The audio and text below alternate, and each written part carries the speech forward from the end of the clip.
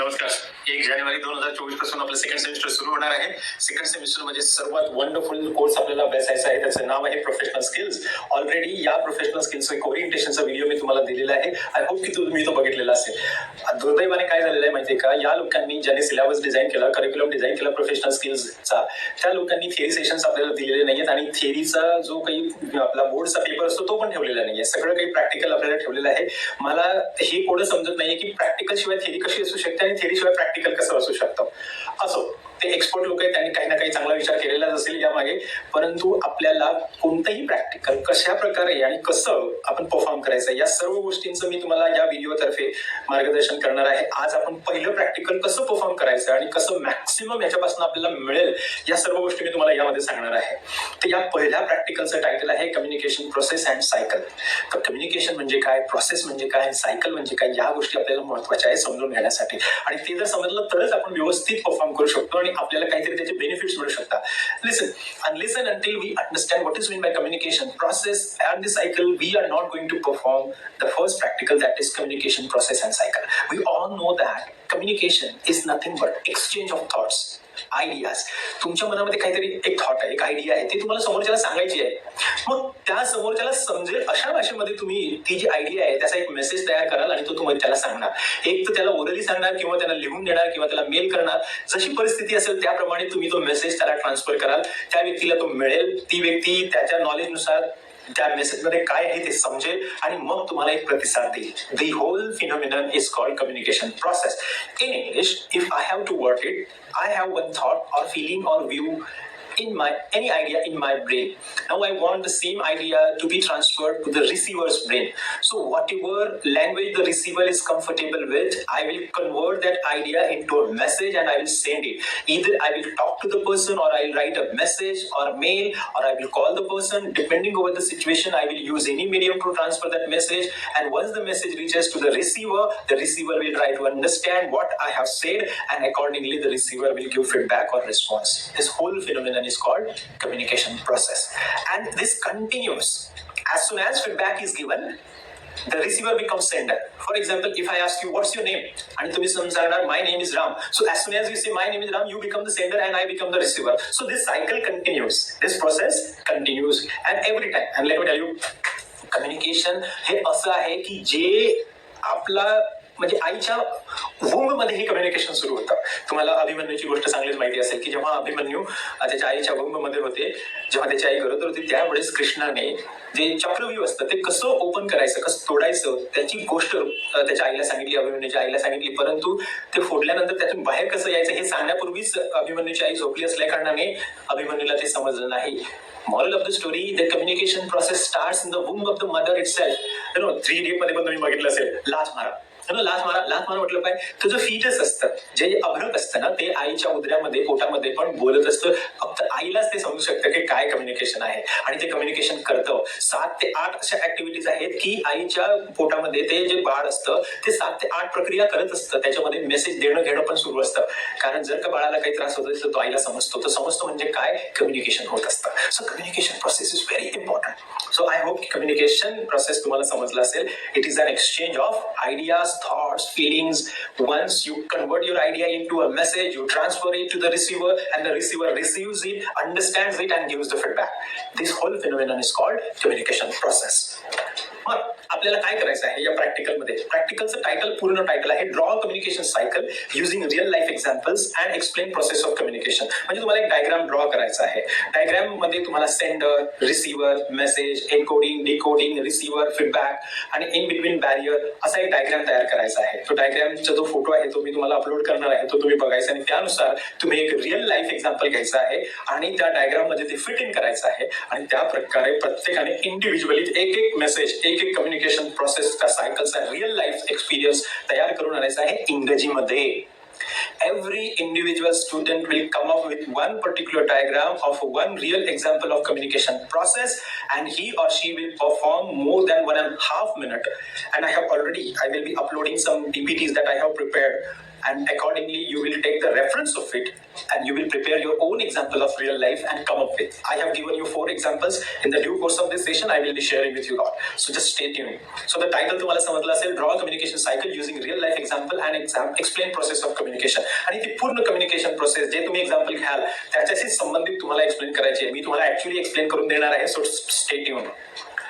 Diagram मध्ये सुरुवातीला तुम्हाला काय असणार आहे, इन बिटवीन एक सर्कल काढायचे, तिथे एक नॉईज किंवा बॅरियर असं टायटल द्यायचं आहे. नंतर आजूबाजूला 5 सर्कल काढायचे आहेत. त्या 5 सर्कल मध्ये पहिलं जे असेल सर्कल ते असेल सेंडरचं असेल. नंतर तो ॲरो जाऊ द्यायचा आहे एन्कोडिंग कडे. एन्कोडिंग दुसऱ्या सर्कल मध्ये लिहायचे, लगेच ॲरो काढायचा आहे. तिसऱ्या सर्कल मध्ये रिसिव्हर लिहायचा आहे. लगेच चौथं सर्कल काढायचं आहे, त्याच्यामध्ये डिकोडिंग लिहायचं आहे. त्याच्यानंतर 5वं सर्कल त्याच्यामध्ये फीडबॅक लिहायचा आहे. आणि हे सर्व सर्कल एकमेकांना ॲरोने कनेक्टेड आहे. ॲरो म्हणजे काय, ते सायकल सुरू असतं, नेहमी कंटिन्यू हे चक्र सुरू असतं. बघा आपण मरेपर्यंत हे कम्युनिकेशनचं चक्र सुरू असतो. So you have to understand that the communication process of the cycle of communication starts with our birth and it ends with our death. So खूप महत्वाचं आहे. आणि the same thing when you become a professional in any organisation wherever you want to work, you have to follow this particular cycle.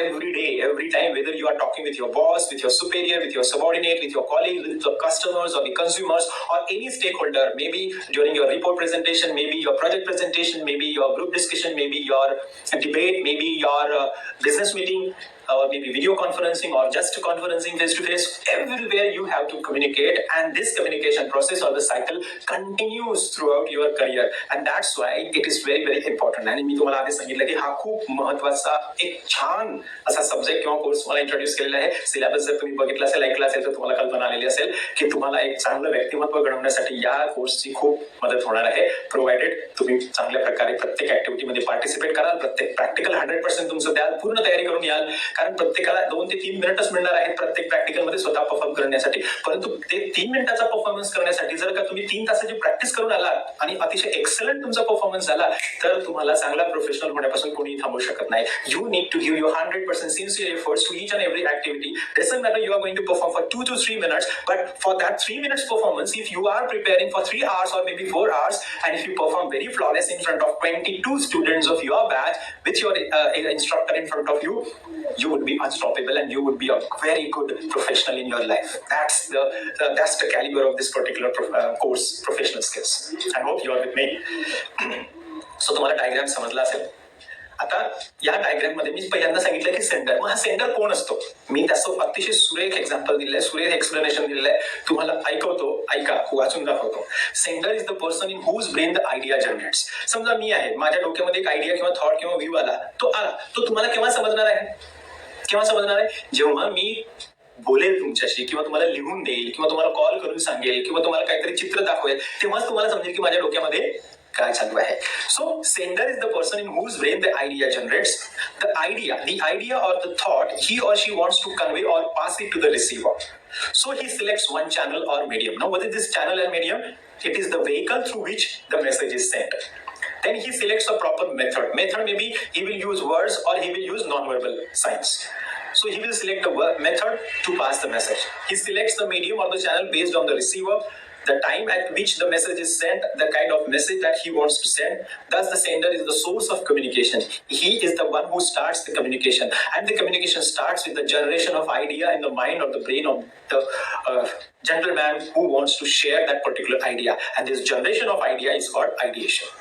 So sender म्हणजे असा व्यक्ती की जो communication cycle किंवा प्रोसेसचा पहिला पार्ट असतो, पहिला स्त्रोत असतो. त्याच्या डोक्यामध्ये किंवा ब्रेनमध्ये एक आयडिया किंवा थॉट असतो, तो त्याला दुसऱ्याला म्हणजे रिसिव्हरला सांगायचा असतो. हे सांगण्यासाठी तो एखादं मीडियम किंवा चॅनल निवडतो. मीडियम किंवा चॅनल म्हणजे काय, तर मी फोन कॉल करेल, सो फोन मीडियम किंवा चॅनल झालेला असेल, किंवा मी तुम्हाला एखादं लेटर लिहिल तर लेटर किंवा चॅनल किंवा मीडियम असेल, किंवा मी तुम्हाला फेस टू फेस बोलेल. So depending on the situation या सिलेक्शन ऑफ मीडियम किंवा चॅनल आपण करत असतो ऍज अ सेंडर. मग ती जी मेसेज किंवा आयडिया आहे तो समोरचा जो रिसिव्हर कसा आहे त्याच्यानुसार तो बनवला जाईल. जर समोरचा रिसिव्हर जो आहे तो जर इलिटरेट असेल तर मी रिटर्न मेसेज कधीच देणार नाही, त्याला ईमेल आणि लेटर कधीच लिहिणार नाही. सो हे ऍज अ सेंडर तुम्ही लक्षात घ्यायचं आहे. कारण तुम्ही जर का रिसिव्हरला काही समजलंच नाही आणि ते तुम्ही त्या लँग्वेजमध्ये किंवा त्या भाषेमध्ये तुम्ही सांगत आहात, तर ऑब्व्हियसली कम्युनिकेशन होणार नाही. समोरच्या व्यक्तीला फक्त मराठीच समजतं आणि तुम्ही इंग्रजीमध्ये फाडफाड काहीतरी बोलता आहात, त्याला ते समजणार नाही, कम्युनिकेशन होणार नाही. So as per the condition of the receiver, as per the situation, you select proper channel and medium and accordingly you frame your message and pass it, may B through verbal method or non verbal method. Verbal किंवा non verbal म्हणजे काय, जर वेळ असेल तर आपण व्यवस्थित face to face बोलू शकतो किंवा एखादं लेटर लिहून किंवा ईमेल लिहून एखाद्याला एखादी गोष्ट सांगू शकतो. परंतु बोलण्यासाठी पण वेळ नाहीये, तर मग आपण एखादा लाईट दाखवणार, एखादा आवाज करणार, एखादा टच करणार. जसं तुम्ही एक्झामिनेशन हॉलमध्ये असतात, तुम्ही असं बोलू शकता का, हा योगेश सांग बरं प्रश्न क्रमांक 3चं उत्तर काय, असं तुम्ही बोलू शकता का? नाही बोलू शकता. मग तुम्ही काहीतरी नॉन वर्बल मेथड वापरून त्याच्यासोबत कम्युनिकेशन करता. So depending on the situation you select the channel and the method of communication and you communicate and the whole thing. Idea generation, framing the message, passing the message to the receiver, generation of idea, everything is done by sender. So as a sender तुम्ही या गोष्टी लक्षात घ्यायच्या. आता फक्त सेंडरची definition किंवा sender बद्दल आपल्याला समजणं हे अभिप्रेत आहे का या विषयामध्ये, प्रोफेशनल स्किल मध्ये? नो.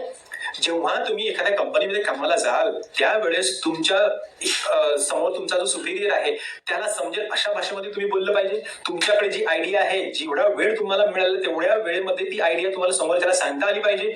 समोरच्याला समजेल त्या भाषेमध्ये तुम्हाला ते सांगता आलं पाहिजे. वर्बल आणि नॉन वर्बल या दोन्ही गोष्टी म्हणजे मेथड वापरून तुम्हाला ती गोष्ट सांगता आली पाहिजे. अतिशय क्लिअर, म्हणजे तुमच्या डोक्यामध्ये जो थॉट आणि आयडिया आहे ऍज इट इज तुम्ही समोरच्याला कशा प्रकारे सांगता त्याच्यावरनं ऍज अ सेंडर तुम्ही सक्सेसफुल व्हाल. ही गोष्ट समजणं महत्वाची आहे. कारण आपण सर्वजण इंजिनियर होणार आहोत, प्रोफेशनल होणार आहोत. जेव्हा आपण एखाद्या ठिकाणी किंवा तुमचं पहिलं जे इंटरॅक्शन होणार आहे एखाद्या कंपनीमध्ये ते होणार आहे तुमचा पर्सनल इंटरव्ह्यू, तुमचा रेझ्युमे रायटिंग, तुमचं ग्रुप डिस्कशन. या गोष्टी करण्यासाठी पण तुम्हाला ऍज अ सेंडर कम्युनिकेशन करायचं आहे. आणि ऍज अ सेंडर जर कम्युनिकेशन करायचं आहे तर कोणत्या पद्धतीने करावं, वर्बल मेथड वापरावी की नॉन वर्बल वापरावी, कोणतं चॅनल किंवा मीडियम वापरावं, समोरच्या व्यक्तीला समजेल अशी कोणती भाषा आहे, ती आपल्याला सर्व गोष्टी समजून कोणत्या कॉन्टेक्स्ट मध्ये जी कन्व्हर्सेशन होत आहे या सर्व गोष्टी जर आपण समजल्या तर आपलं कम्युनिकेशन इफेक्टिव्ह होईल आणि कम्युनिकेशन प्रोसेस किंवा सायकल जी आहे ती पण सक्सेसफुल होईल. अदरवाईज फेल होईल, मिसअंडरस्टँडिंग होईल, तुम्हाला कदाचित जॉब मिळणार नाही किंवा तुम्ही जे काही सांगता आहात त्याकडे कोणीही लक्ष देणार नाही. So as a sender you need to take a lot of precautions when you frame your message, the way you pass a message, the way you use the medium of the channel, the kind of method that you use, it may be verbal or non-verbal. So everything as a sender you must keep in mind in order to make the communication process successful and effective. समजतंय? मी जीवाच्या आकांताने सांगतोय हा, तुम्ही पण त्याच्यानुसार लक्ष द्यायचं, कारण आपल्याकडे थिअरी लेक्चर्स नाहीये. तुम्हाला हे सर्व व्यवस्थित ऐकावं लागेल आणि त्यानुसारच तयारी करायला लागेल. मग आता जनरेशन ऑफ आयडिया, थोडासा फनी भाग घेऊया. जे डोक्यात विचार तयार होतात ते कोणत्या कोणत्या गोष्टीच्या आधारे तयार होत असतील. एखादी फिलिंग माझ्या डोक्यात येते, एखादा थॉट किंवा एखादी आयडिया किंवा एखादी व्ह्यू माझ्या डोक्यात कसा तयार होत असेल, कोणत्या गोष्टी जबाबदार असतील त्याला. एक सिंपल सिच्युएशन. पहिलं आहे एखादा प्रॉब्लेम तुमच्या समोर आला तर, एखादी समस्या आली तर. जर समस्या आली नाही तर ती समस्या सोडवण्यासाठीचे काही विचार आपल्या मनात येतील का? एक्झाम्पल देतो. समजा तुम्ही बाईकने जात आहात, तुमच्याकडे हेल्मेट नाहीये, लायसन्स नाहीये, पीयूसी नाहीये आणि समोर तुम्हाला ट्रॅफिक हवालदार दिसले. काय विचार येतील मला? असा विचार येतील का, अरे यार मला खूप भूक लागली आहे, असा विचार येईल? नाही येणार. का नाही येणार? कारण सिच्युएशन किंवा प्रॉब्लेम तुमच्या समोर जसा आहे तसा. किंवा दुसरी सिच्युएशन आहे, तुम्ही खूप अभ्यास करून गेलेला आहे परंतु पहिले 4 प्रश्न असे आलेत की तुम्हाला समजतच नाहीयेत ते. मग त्यावेळेस मनात काय विचार येतील? अरे यार लाडू खायचा राहून गेला, असा विचार येणार आहे का त्यावेळेस? No. So depending over the situation these ideas are generated. Number 1 reason की सिच्युएशन किंवा प्रॉब्लेम काय. दुसरी गोष्ट नीड, गरज, आवश्यकता. काय काय आवश्यक आहे ऍज ऑफ नाऊ. जसं की आता तुम्ही लोक हा व्हिडिओ बघताय, हा video me black and white केलाय. ब्लॅक अँड व्हाईटच का केला, कदाचित हा विचार तुमच्या मनात येऊ शकतो. दुसरी गोष्ट, तुम्हाला ऍज अ रिसिव्हर किंवा फीडबॅक या गोष्टीविषयी जास्त जाणून घ्यायचं आहे तर तुम्ही हा विचार तुमच्या मनात येईल की यार ह्या पूर्ण व्हिडिओमध्ये फीडबॅक बद्दल केव्हा सांगितलंय सरांनी, चला मला स्क्रोल डाऊन करूया, मला पुढे करूया. तुम्हाला भूक लागली तर जेवणाचेच विचार येतील की आता कुठे खाऊ. तुमच्या खिशामध्ये 1000 रुपये होते, ते पडले, हरवले तुम्ही, त्यावेळेस तुमच्या मनात विचार येईल की आता घरी काय सांगू, घरचे लोक मला फटके देणार आहेत, मग त्यांना कोणतं कारण सांगू, आणि 1000 रुपये पडले तर माझे कुठे पडले असतील, आता मी कुठे शोधू, असे विचार येतील. सो गरज काय आहे तुमची त्यावेळेस. तुम्हाला एखाद्या तुमच्या सुपिरियरने सांगितलं की तुम्हाला आज मला 10 फाईल्स तयार करून द्यायच्या आणि तुमच्याकडे फक्त अर्धा तास आहे, घरी तुम्हाला लवकर जायचं आहे कारण बर्थडे सेलिब्रेशन आहे. 10 फाईल्स तयार करून द्यायचे आहे, बर्थडे सेलिब्रेशन करायचं. त्यावेळेस वेगवेगळे विचार येतील, काय खडूस बॉल भेटलाय, मला घरी जायचंय, अर्धा तासच राहिला आणि आता म्हणतो की असं मला तिकडे बर्थडे सेलिब्रेशनला जायचं, आता काय करू. सगळे विचार तुमच्या डोक्यात येईल गरजेनुसार. पुढचं तिसरी गोष्ट असते आयडिया जनरेशन कशामुळे होऊ शकतं. Receivers knowledge. रिसिव्हर्स नॉलेज म्हणजे काय. आता समजा मी सॉफ्टवेअर इंजिनियर आहे किंवा मी इंग्लिशचा विद्यार्थी आहे राईट. सो मला जर का एखाद्याने सांगितलं की या सॉफ्टवेअरमध्ये जावा आणि C++ चा प्रॉब्लेम आहे, तो कसा सॉल्व्ह करू, असं जर इंग्लिश स्टुडंटला विचारलं तर त्याच्या मनात काय विचार येणार का? त्याच्या मनात एकच विचार येईल, अरे यार मला येतंय काय. परंतु तुम्ही जर का अतिशय एक्सपर्ट असाल जावा आणि C++चे, तर तुम्हाला नक्कीच वेगवेगळे उपाय तुमच्या डोक्यामध्ये येतील, वेगवेगळे विचार तुमच्या आयडियाज तुमच्या डोक्यात येईल की कसा सॉल्व्ह करू हा problem. So depending over your knowledge, ideas will come in your mind. If you do not have the knowledge, ideas may not come to you. मला ऍज अन इंग्लिश स्टुडंट माझ्या डोक्यामध्ये सॉफ्टवेअरचा प्रॉब्लेम सॉल्व्ह करण्याचे ideas येणारच नाही. माझ्या मनात एकच विचार, अरे मला काय विचारता यार, हाच विचार आहे. Yes or no. जर तुमच्यापैकी एखाद्याला समजा पिझ्झा कसा बनवता हे विचारलं, माहितीच नाहीये पिझ्झा कसा बनवता, तर येणार का डोक्यात विचार? नो. परंतु एखादा एक्सपर्ट कुक असेल ज्याने की वेगवेगळ्या प्रकारचे पिझ्झा तयार केले असतील, जर त्याला सांगितलं की okay tell me the recipe of pizza making, so obviously he or she will come up with so many recipes because he has got that knowledge. So those thoughts about how to make different varieties of pizza will come to your mind because you have the knowledge. Right? So knowledge of the person or the receiver, depending on that, ideas are generated in the mind. पुढचा Sanders attitude. Sanders attitude खूप महत्वाचा आहे. तुमचा दृष्टिकोन कसा आहे एखाद्या गोष्टींकडे बघण्याचा, तुम्ही ऍज अ पर्सन कसे आहात, खूप चांगले आहात, मॉरली खूप चांगले आहात, की कदाचित तुम्ही सेल्फिश आहात, स्वार्थी आहात, किंवा तुम्ही फक्त स्वतःचं भलं बघणारे आहात, या गोष्टींवरही खूप सारे डिपेंड करतात की कोणते विचार येतील. समजा रस्त्याने तुम्हाला 500ची नोट सापडली, आजूबाजूला तुम्ही बघता, 500ची नोट बघून तुमच्या मनात काय विचार येतील? खोटं बोलायचं नाही, just tail me the reason. कोणते विचारायचे कमेंट बॉक्समध्ये कमेंट करायचं आहे, आणि त्याच्यावर डिपेंड करते की तुमची ॲटिट्यूड कशी आहे. याचे कमेंट तुम्ही टाकायचे आहे की 500ची नोट रस्त्यावर पडलेली, आजूबाजूला कोणीच नाही आहे, तुम्हाला ती दिसली आहे, त्यावेळेस तुमच्या मनात काय विचार येतील. म्हणजे काय, एखाद्या व्यक्तीची ॲटिट्यूड कशी आहे, एखाद्या गोष्टीकडे बघण्याचा दृष्टिकोन कसा आहे, त्यावरही डिपेंड करतं की कोणत्या कोणत्या आयडियाज त्याच्या डोक्यामध्ये जनरेट होतील. आता तुम्हाला हे आयडिया जनरेशन आणि त्याच्यासाठी जबाबदार गोष्टी सांगायची गरज काय माहिती आहे? जेव्हा तुम्ही ऍज अन इंजिनियर जेव्हा एखादं काम तुम्हाला मिळेल, त्यावेळेस ते काम समजून घेणं, त्या कामामध्ये येणाऱ्या समस्या समजणं, त्या समस्यांना कसं सॉल्व्ह करायचं त्याचा विचार तुमच्या डोक्यात येणं, तो विचार तुम्ही इतरांसोबत डिस्कस करणं, इतरांचे विचार ऐकल्यानंतर एक चांगलं सोल्युशन तुमच्या डोक्यामध्ये जनरेट होणं, आणि ते तुम्ही सर्वांना शेअर करणं आणि सर्वांच्या परवानगीने ते सोल्युशन अप्लाय करणं, हे जास्त महत्वाचं आहे. And that's why we should understand communication process from that point of view, not the point of view of your internal examination of practical. No, not at all. The whole syllabus or the course syllabus is designed to make you good professional. So as a sender, whatever ideas are generated in your mind, there are so many different factors that are responsible for the idea generation, but all this process you must apply to be a good professional or to be a good engineer, and then only the whole syllabus is worth learning and studying. I hope you are with me. Lecture कितीही lengthy झालं तरी ऐका, कारण I am damn sure तुमच्या फायद्यासाठी आहे.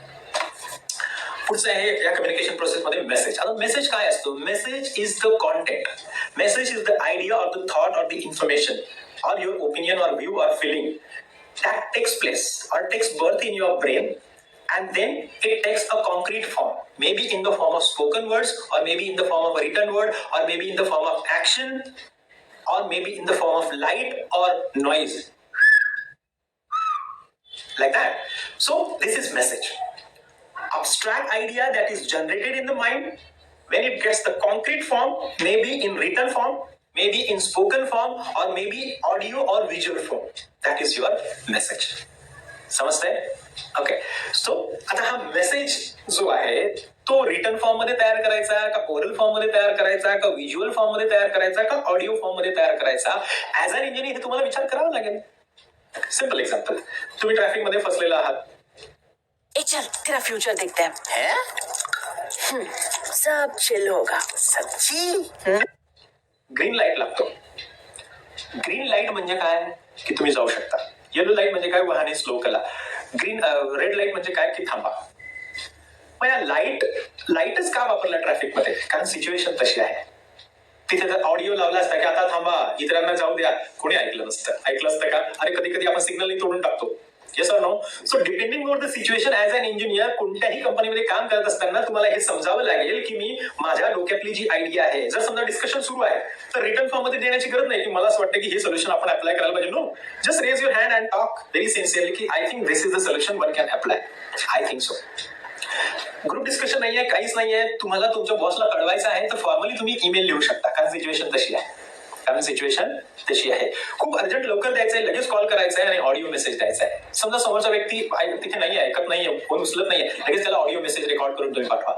So depending over the situation and depending over the person you should know how to convert that particular idea into a message. And as an engineer हे आपल्याला शिकायचं आहे. पुढचं आहे encoding. आता एन्कोडिंग म्हणजे काय हे तुम्हाला कोणी विचारणार नाही, परंतु ही प्रोसेस आपल्याला शिकायची आहे. Now what is this encoding? Encoding is the process of converting the idea of the thought into a concrete message. It may be in the form of spoken words or written words, pictures, gestures. म्हणजे काय, आपल्या डोक्यातली idea message म्हणजे कसा, समोरच्याला समजेल असा तयार करण्याची जी पद्धत असते ना, त्याला एन्कोडिंग म्हणतात. समोरचा आंधळा आहे, तुम्ही त्याला रिटर्न मेसेज कराल का? नाही. समोरचा अंके बाद आहे, त्याला तुम्ही रिटर्न मेसेज द्याल का? समोरचा बहिरा आहे, तुम्ही ओरडून सांगाल का त्याला? नो. सो समोरचा आणि सिच्युएशन बघून तुमच्या डोक्यातली आयडिया कॉन्क्रीट मेसेज मध्ये कन्वर्ट करण्याची जी प्रोसेस आहे त्याला म्हणतात encoding. To word it in English, whatever idea that is generated in your brain, you convert it as per the receiver, his knowledge, the situation and the context. You convert that abstract idea into a concrete form, maybe audio or maybe visual or maybe a spoken word or maybe a written word. This process is called encoding. तुम्हाला हे समजलं पाहिजे की situation नुसार मी encoding कशा प्रकारे करू, माझ्या डोक्यामध्ये जी आयडिया आहे. पुढचे मीडियम किंवा चॅनल. आय थिंक मीडियम आणि चॅनल मी तुम्हाला सांगितलं, तरी पण थोडक्यात it's the means of the vehicle that is use by sender to pass a message. For example, माझ्या डोक्यामध्ये आयडिया आहे, मी तुम्हाला ते सांगण्यासाठी आता सध्या युट्यूबचं माध्यम वापरले. So YouTube is the vehicle. तशाच प्रकारे माईक खूप मोठं, म्हणजे आता मागे मी एक लेक्चर दिलं होतं स्ट्रेस मॅनेजमेंटवर, 300च्या पलीकडे लोक होते, तो माईक होता, कॉलर माईक होता आणि कॉर्डलेस माईक होता माझ्याकडे. So mic is the vehicle in that situation. कधी कधी फोन, अगदी अर्जंट आपल्याला बोलायचं असलं तर लगेच आपण फोनचा वापर करतो. So that is the medium of the channel to pass the message. Letter, flag पण असतो. आता फ्लॅग जो आहे हा पण आपण पुष्कळ, जेव्हा युद्ध हरायला लागतं तो कोणी ते व्हाईट फ्लॅग पकडतात. जेव्हा युद्धाची सुरुवात करायची असते तो वेगळ्या कलरचा फ्लॅग असतो. प्रत्येक देशाचा स्वतःचा एक फ्लॅग असतो. So flag is also a vehicle to pass the message.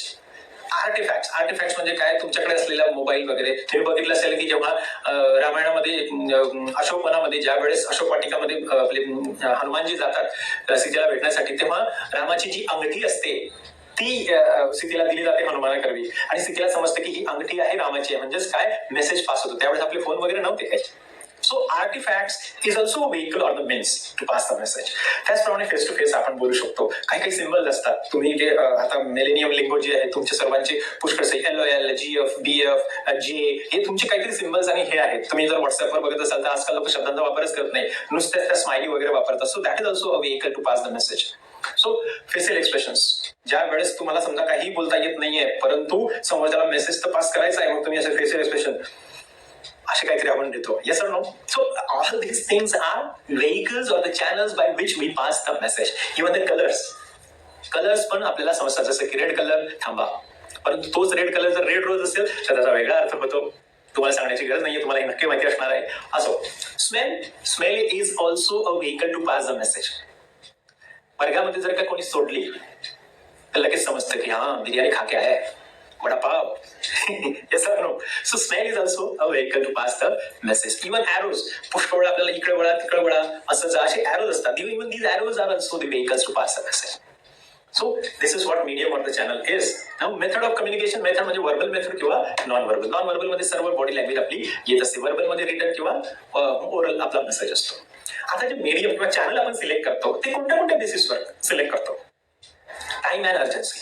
अतिशय अर्जंट तुम्हाला मेसेज पास करायचा आहे ऍज अन इंजिनियर, कारण नाही जर मेसेज लवकर पोहोचला आणि नाही जर ऍक्शन घेतली गेली तर तुमचं लाखो करोडचं नुकसान होतं एखाद्या कंपनीमध्ये. मग तुम्ही त्यावेळेस काय वापराल? Obviously mobile phone. लगेचच आपण कॉन्टॅक्ट करणार. अगदी कोणत्याही देशामध्ये कोणी असला तरी पण तुम्ही इंटरनॅशनल कॉल करून 1 मिनिटामध्ये तुमचा मेसेज पोहोचवू शकता. येस, किंवा व्हॉट्सअप करू शकता किंवा फेसबुकवर तुम्ही मेसेज टाकू शकता. So depends. अतिशय इमिडिएटली जर का तुम्हाला मेसेज पाठवायचा असेल तर तुम्ही फोनचा वापर करू शकता. जर इमिडिएट नसेल तर तुम्ही ईमेलचा वापर करू शकता, तुम्ही व्हॉट्सअप मेसेजचा वापर करू शकता, तुम्ही एखादं लेटर लिहू शकता. तुम्हाला ऑफिशियल लेटर्स लिहावे लागणार आहेत. Order letter, inquiry letter, placing and order letter, then complaint letter, हे पण तुम्हाला करायचं आहे. तुम्हाला रेझ्युमी लिहावं लागेल, जॉब ऍप्लिकेशन लेटर लिहावं लागेल. So this also is taken into consideration when you have time and there is no urgency. You take your time and you use letters and all. But if there is really urgency, then you can use mobile phones. Receiver's capability. अभी receiver's capability म्हणजे काय? Receiver जर illiterate असेल तो letter लिहिणार आहे का? नाही लिहिणार. आंधळा असेल बहिरा असेल तर त्याला लिमिटेशन्स येतील, मग त्याच्या कपॅसिटीनुसार तो काहीतरी लिही. याचा नो ते बघा, आंधळे व्यक्ती जे असतात ना ते ब्रेलचा वापर करत असतात एकमेकांना मेसेज टाकण्यासाठी, देण्यासाठी. याचा नो किंवा जे बहिरे असतात ते साइन लँग्वेज वापरत असतात की त्यांना समजतच नाही. So depending over the capability of the sender as well as receiver, they use the particular medium. पुढचा आहे availability of medium. समजा तुम्ही एखाद्या अशा बेटावर आहात की जिथे काहीच नाहीये, फोन नाहीये, काहीच नाहीये, तुम्ही अडकून पडलात तिथे. अशा वेळेस तुम्ही काय कराल? कशाने मिळाल? तुम्ही बघितलं असेल शिवाजी महाराजांनी पुष्कळ वेळा धूर जो असतो ना, गवताची गंजी पेटवून जो त्याचा धूर निघतो ना, त्याचा पण वापर केलेला आहे as a medium of the channel to pass the message. की मी जर का किंवा तोफेचे आवाज झाले तर समजा मी सुखरूप गडावर पोहोचलो, सो आवाज noise is also used by Chhatrapati Shivaji Maharaj to pass the message. Even the smoke is also used. So depending over the availability of medium. गडावर त्यावेळेस तोफ गोळे होते, तोफ गोळ्याचा आवाज झाला 2 किंवा 3 पर्टिक्युलर झाले तर समजायचं मी सुखरूप पोहोचलो. जर का गवताची गंजी पेटवून तुम्हाला धूर दिसला आकाशामध्ये तर समजायचं मी सुखरूप पोहोचलो. सो दीज मीडियम्स वर available at that time. Phone वगैरे नव्हता की हा बाजी प्रभू देशपांडे मी सुखरूप पोहोचलो, आता तुम्ही या लवकर, असं नव्हतं त्यावेळेस. So availability of. तुम्ही जर का कहोना प्यार हा मूवी जर बघितला तर त्यामध्ये अमिषा पटेल आणि जो ऋतिक रोशन आणि ते एका आयलंडवर 2 जण असे फ्लोट होऊन तिथे अडकून पडतात. मग त्यावेळेस वर जाणाऱ्या विमानांना किंवा हेलिकॉप्टरना कळावं की ते खाली आहे, त्यावेळेस काय करतो माहिती ऋतिक रोशन? तो एक मोठा बांबू घेतो आणि त्या बांबूला ती जी अमिषा पटेल असते ना तिने नेसलेलं जे एक कापड असतं ते कापड घेतो आणि ते कापडाचा एक फ्लॅग तयार करतो आणि लगेचच त्याचा होणारा जो सासरा असतो अनुपम खेर तो दोघांना घ्यायला येत असतो. Availability of medium. So you should understand as an engineer what are the different means or the mediums or the vehicle that are available to pass the information and use them very effectively and get your work done. That is what the learning lesson out of this.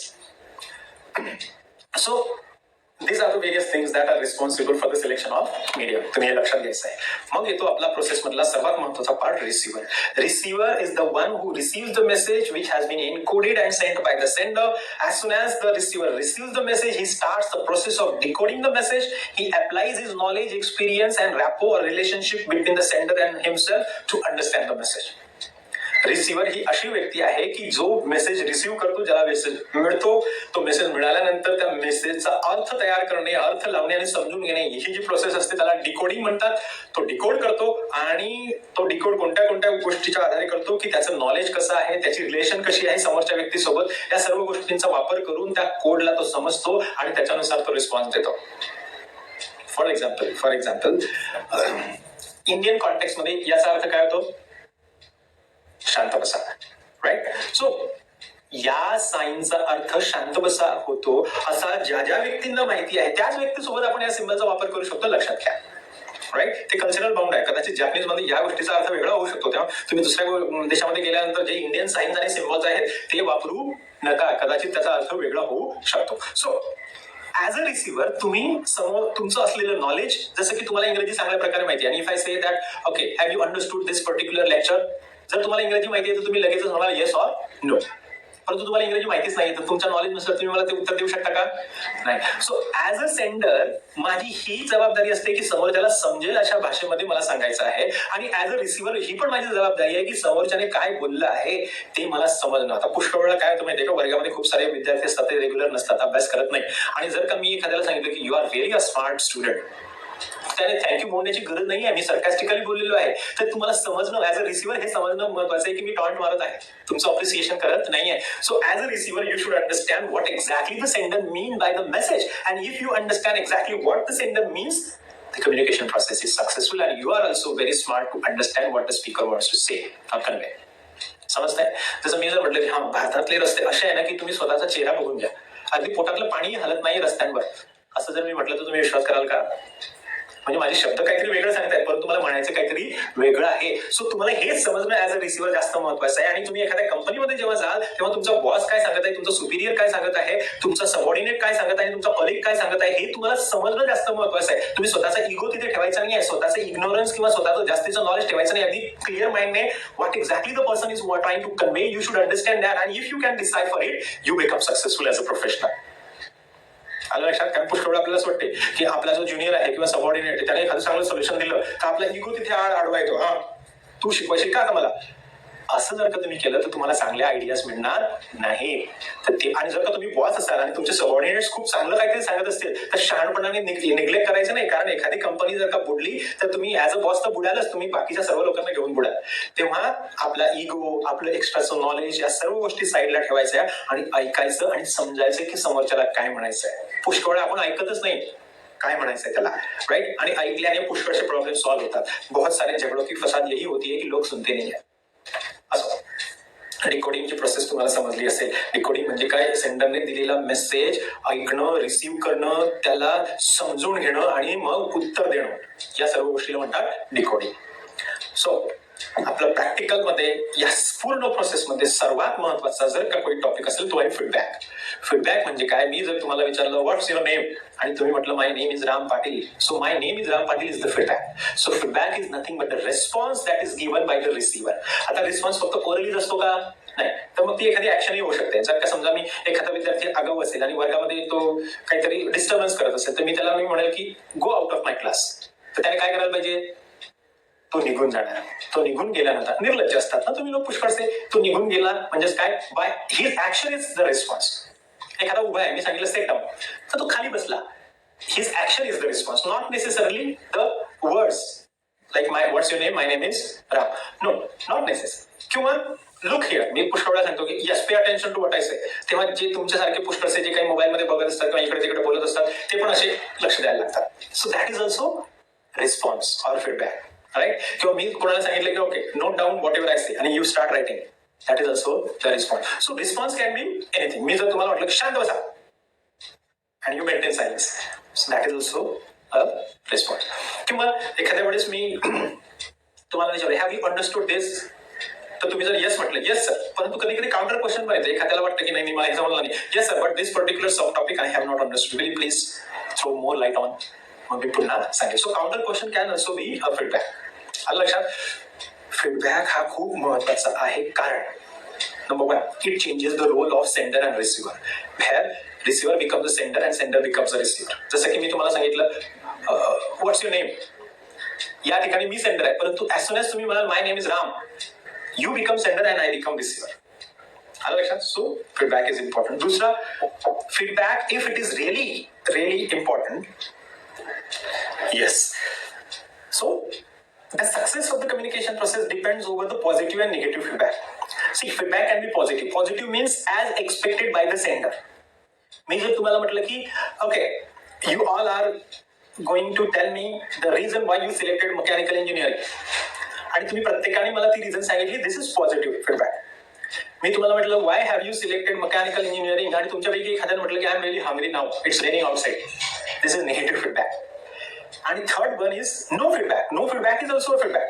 No feedback is also a feedback. For example, मी तुम्हाला म्हटलं why have you selected mechanical engineering आणि तुम्ही नुसते down. So this no feedback is also a feedback. नाही समजलं?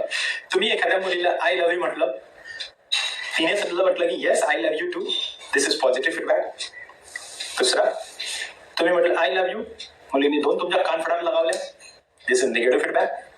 तिसरं, मुलीने कुठलाच फीडबॅक दिला नाही, no feedback, so that is also a feedback. So feedback is very important part or the element in the process of communication. तुम्ही लक्षात घ्यायचं. मग ऍज अ इंजिनियर तुम्ही काय घ्यायचं याच्यामध्ये? समजायचं काय आहे की तुम्ही जे बोलता त्याच्यानुसार तुम्हाला जो एक्सपेक्टेड तो जर का फीडबॅक आला तर तुमची कम्युनिकेशन प्रोसेस सक्सेसफुल झाली. तुम्ही सांगितलेलं समोरच्याला ऍज इट इज समजलं आहे हे जेव्हा तुम्हाला समजतं वाया फीडबॅक, तुमचं कम्युनिकेशन बरोबर आहे as a sender. You must congratulate yourself. आणि तुम्ही कोणत्याही बिझनेस मीटिंग मध्ये, डिस्कशन मध्ये, डिबेट मध्ये, प्रेझेंटेशन मध्ये यही गोष्ट लक्षात ठेवायची की तुम्हाला काय एक्सपेक्टेड आहे, तुम्हाला काय समजवायचं आहे समोरच्याला, ते जर का त्याला समजलं तर तुम्ही as a sender very successful आहात. Otherwise you have to do something to make them understand what you want them to understand. कळतंय? I hope you all are with me. Lecture कितीही मोठं होऊन द्या, सोडायचं नाहीये, because I know that life time तुम्हाला हे इम्पॉर्टंट असणार आहे. आणि तुम्ही मला थँक्यू बोला जर तुम्ही सिन्सिअरली हे ऐकलं आणि त्याच्यानुसार इम्प्लिमेंटेशन केलं तर. पुढचं आहे why feedback is very important. It decides if the process has been affected by a barrier. ते बॅरियर असं असतं ना की प्रत्येक ठिकाणी काम करत असतं. तुम्ही ऍज अ सेंटर असाल, समजा तुम्ही बोबडी तोतली असाल आणि तुम्ही काहीतरी बोलत असाल, समोरच्याला वेगळंच समजणार आहे कारण तुमच्यामध्ये प्रॉब्लेम आहे. दिस इज बॅरियर, पर्सनल बॅरियर. तुम्ही काहीतरी बोलत असतात आणि एखादा शब्द उच्चारत असताना एखाद्याने बाहेर फटाका फोडला, त्या आवाजामुळे तो पर्टिक्युलर जो कोर शब्द आहे तो समोरच्याला समजला नाही, तो असं बघेल तुमच्याकडे किंवा पाहिजे म्हणजे काय काय बोलला. Barrier to communication. तुमचे शिक्षक खूप चांगल्या प्रकारे शिकवतात. आता मी खूप मेटाकुलसली तुम्हाला सांगतोय की काय महत्व आहे फीडबॅकचं, आणि तुम्ही झोप येते तुम्हाला. समजणार आहे का मी सांगितलेलं. सो फीडबॅक जर का तुमचा खराब आला, चुकीचा आला, सेंडरला काय अपेक्षित आहे तसा नाही आला, तर समजायचं कुठेतरी बॅरियर आहे आणि तो बॅरियर आपल्याला बाहेर काढावा लागेल, तरच कम्युनिकेशन प्रोसेस सक्सेसफुल होईल. Otherwise no. पुढे it decides if the sender has the skill to pass the message.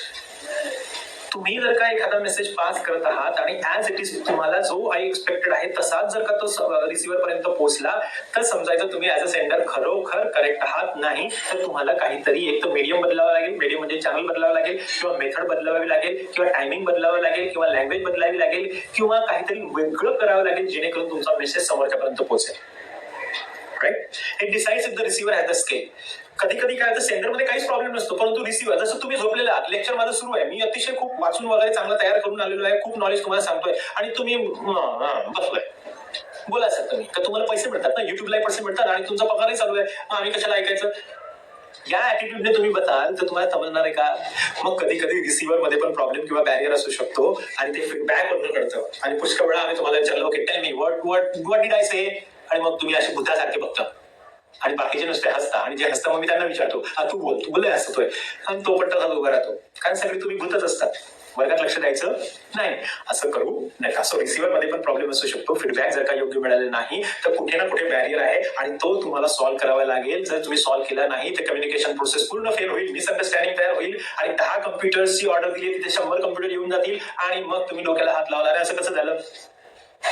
म्हणून म्हणतो तुम्ही बॅरियरकडे दुर्लक्ष करून चालणार नाही. सो बॅरियर तुम्हाला समजला असेल. Barrier is nothing but the obstacle that obstructs or distorts the message, which results in the failure of communication process, and it may incur losses in lakhs or crores. Sometimes the life is also lost. इतिहासामध्ये तुम्ही बघितलं असेल की धरावेच्या ऐवजी मारावे केलं गेलं, आणि म्हणून एका पेशव्याचा मृत्यू झाला, खून करण्यात आला, हे तुम्हाला माहिती असेल. म्हणून जर का तुम्ही बॅरियरकडे दुर्लक्ष केलं तर तुमच्या कंपनीला लॉस होऊ शकतो.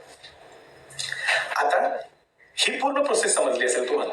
आता तुम्ही ऍक्च्युअली प्रॅक्टिकल मध्ये काय करायचं, प्रत्येकाने काय करायचंय प्रॅक्टिकल मध्ये, एक कुठलंही लाईफ एक्झाम्पल घ्यायचं. मी 4 एक्झाम्पल इथे दिलेले आहेत तुम्हाला, आणि मग ती प्रोसेस तुम्ही ओरली सांगायची आहे की या प्रोसेसमध्ये ही व्यक्ती सेंडर आहे, त्याच्या डोक्यामध्ये हा विचार होता, तो विचार त्याने अशा प्रकारे मेसेज मध्ये कन्व्हर्ट केला, हा मेसेज कन्व्हर्ट करून त्याने एन्कोडिंग करून हा मेसेज तयार दिला, हा रिसिव्हर आहे, या रिसिव्हरने तो मेसेज अंडरस्टँड केला, डिकोड केला, आणि डिकोड करून त्याने हा रिस्पॉन्स म्हणजे फीडबॅक दिला, आणि इथे ही कम्युनिकेशन प्रोसेस संपली. असं तुम्हाला 3 मिनिटापर्यंत सांगायचं आहे.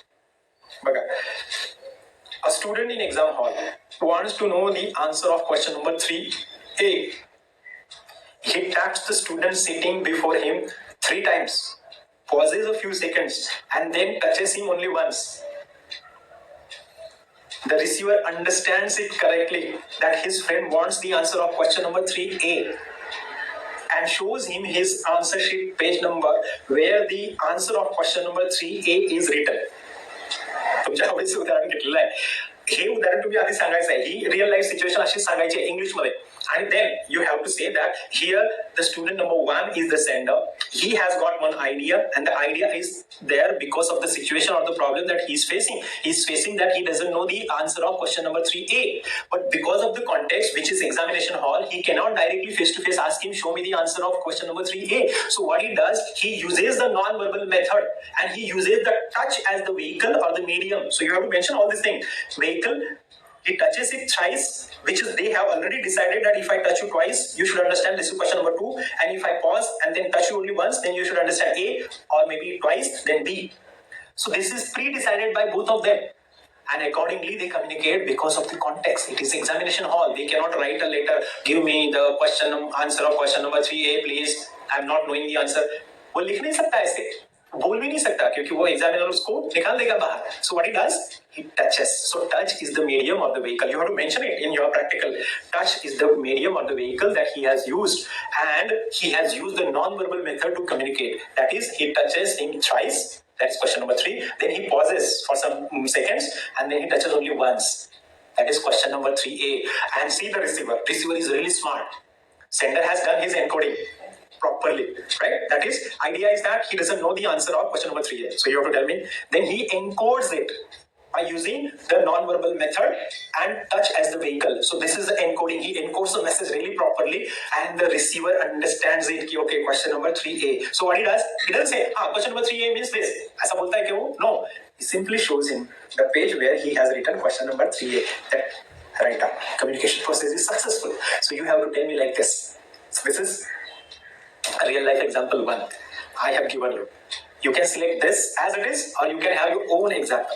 There's one more example. I have given you 4. I'll read. A panel member wants to know the attitude of candidate towards his duty. So this is idea generation in the mind of the panel member. So panel member is the sender. One idea that is generated in his mind that he wants to know the attitude of the candidate about his duty. So what he does, वो encoding कैसे करता है? He asks a question to the candidate. Tell me the reasons for which you bunked your lectures during your college days. Nescafe Roastery. Expertly roasted in 2 batches, then perfectly paired to unlock its true character. So you can embrace yours.